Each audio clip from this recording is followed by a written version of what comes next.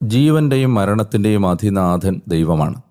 ഒരാൾ ജനിക്കുന്നതെപ്പോഴാണെന്നും മരിക്കുന്നതെപ്പോഴാണെന്നും തീരുമാനിക്കാനുള്ള ആത്യന്തികമായ നിർണയാവകാശം ദൈവത്തിൻ്റേത് മാത്രമാണ്. അത് ദൈവത്തിൻ്റെ മാത്രം ടെറിറ്ററിയിൽ, അധികാര പരിധിയിൽപ്പെട്ട കാര്യമാണ്.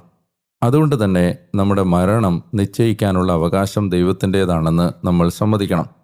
ഒരാളുടെ മരണം എപ്പോഴാകണമെന്ന് ദൈവം തീരുമാനിക്കുന്നതിൻ്റെ പിന്നിൽ ഒരുപാട് ദൈവിക ജ്ഞാനമുണ്ട്. കഴിഞ്ഞ ദിവസം എന്നോട് ഒരു സഹോദര വൈദികൻ സംസാരിക്കുമ്പോൾ അദ്ദേഹത്തിൻ്റെ കുടുംബത്തിലുണ്ടായ ഒരു മരണത്തെക്കുറിച്ച് പറഞ്ഞപ്പോൾ അദ്ദേഹം സംസാരിച്ച ഒരു കാര്യം ഇതുമായി ബന്ധപ്പെട്ട് ഞാൻ ഓർക്കുകയാണ്. അദ്ദേഹം പറഞ്ഞത്, അദ്ദേഹത്തിൻ്റെ കുടുംബത്തിൽ ഒരു ചെറുപ്പക്കാരൻ മരിച്ചപ്പോൾ അതുമായി ബന്ധപ്പെട്ടൊരു ദൈവസ്വരം അദ്ദേഹത്തിന് കിട്ടിയത്, ഇന്ന് വരെയുള്ള ആ ചെറുപ്പക്കാരൻ്റെ ജീവിതം വളരെ സംശുദ്ധവും നല്ലതുമായിരുന്നു.